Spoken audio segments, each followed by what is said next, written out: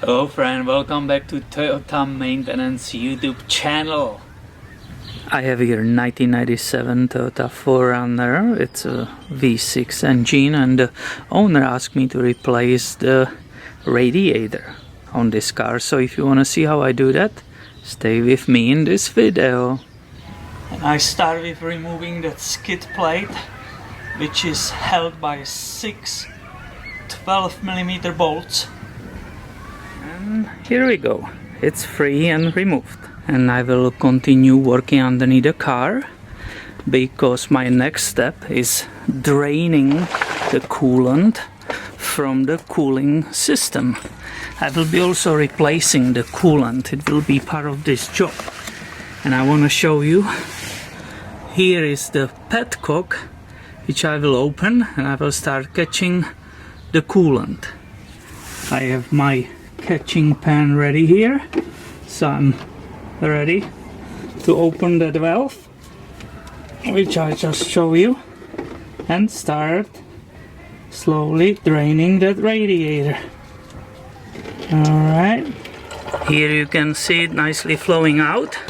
If you want to speed it up, you can crack open this. I will continue with using my pliers and removing these 2 clamps and removing this entire hose from here.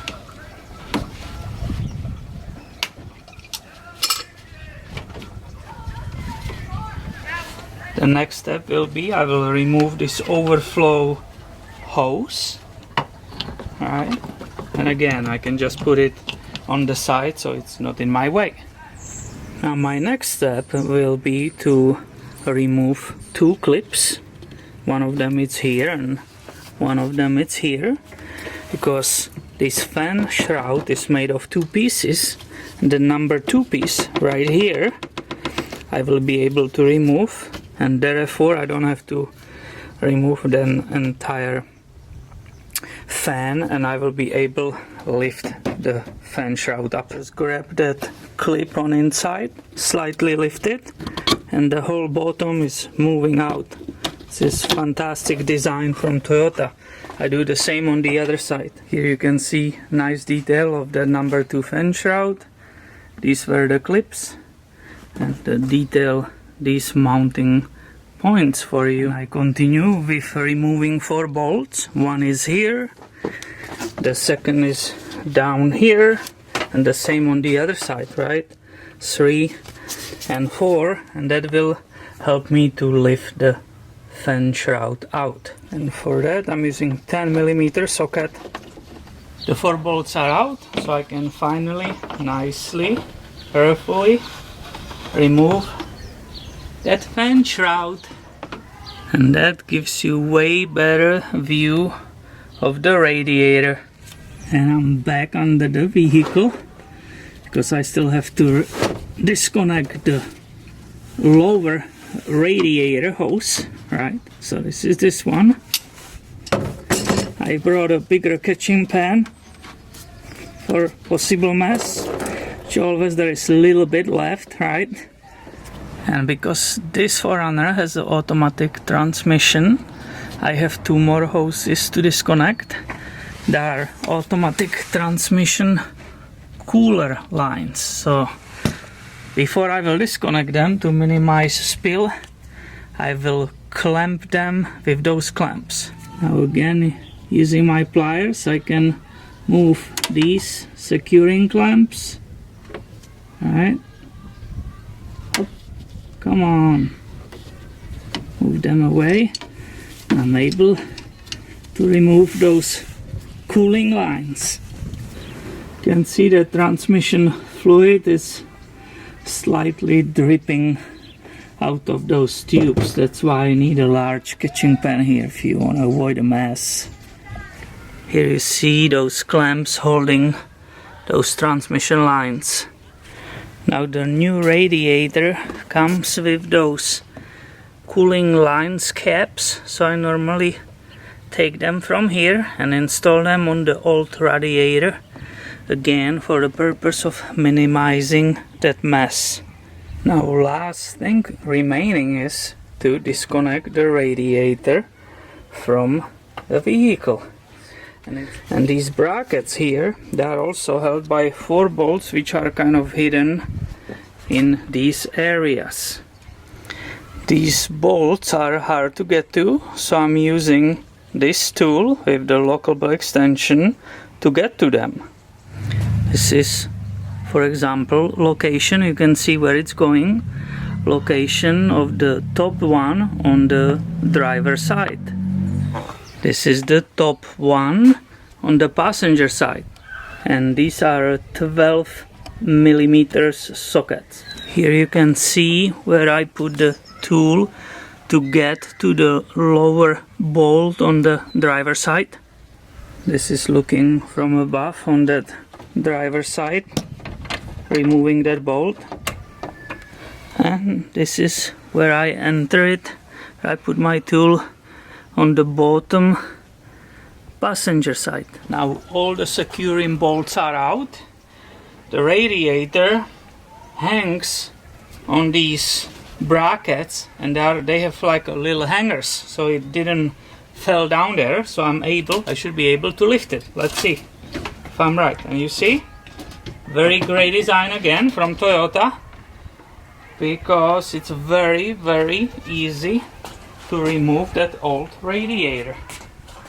And the radiator is gone, and what you see here, it's a condenser for the AC system, and it's definitely good time to use some vacuum or compressed air to clean this unit before installing the new radiator. And here you can see the both units side by side, right? And I was telling you about those hangers, that when I remove all the bolts it didn't fall down. These are the hangers I was talking about. Hopefully you can see it nicely. Now to install that new radiator, I will be just repeating those steps which I did until now in just reverse order, and when there will be something new I will show it to you. Now I installed everything back as we took it off, and I'm ready to start pouring the coolant. We decided with my friend using the Long Life, it's the factory Toyota. Now you see this adapter here, and that's extremely important right now to discuss this.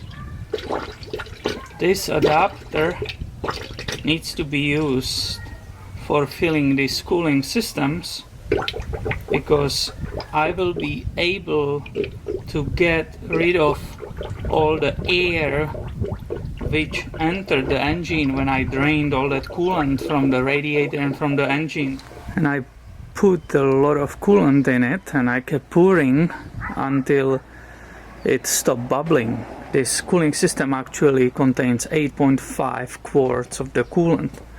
And you can see here with me, I have still some kind of level, couple of inches of the coolant, but it's not bubbling anymore. But it doesn't mean that I can finish and walk away. No, right now I have to start the process of getting rid of the air pockets from that entire cooling system. So I'm going to go and start the engine. You will see immediately with me that it starts bubbling, starts shooting out, and that will continue for a while. And it's consuming the coolant, and I have to go really quickly and add more. And if I want, I can keep helping it by squeezing, moving it, squeezing the hoses, because I have to be absolutely sure I don't touch the fan or the belts. You can also do the same underneath the car and help to squeeze the lower radiator hose and just help to it the coolant moving through the system. I have to observe that I still have enough coolant up here. It's still bubbling. Occasionally one big bubble comes out. So I have to keep doing it, and ideally I have to wait until the engine will warm up enough that the thermostat will open and again it will start moving that coolant through entire all passages, and after that I will know that I bled the air from the cooling system correctly. This is some kind of waiting game, obviously, that will not happen within few minutes. So now it's time to put a windshield washer, water, check some areas obviously within the engine. Just you have to stay away from that belts and from the fan.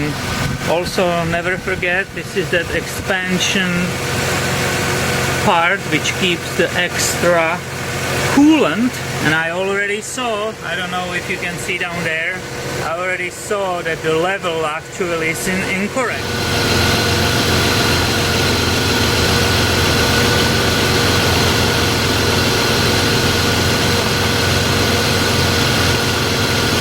There was actually a lot missing, and hopefully you can see it with me. I have it nicely on the full mark. I just saw another big bubble coming out in the adapter, so imagine you just put it in radiator and close the cap. That will be complete disaster and possible overheating. And when you are finished using this adapter, you use this plug, so you stop the flow of it. Alright, you can nicely unscrew it. There is just very little spill, and you are ready to install your radiator cap. Again, clean up and get rid of this.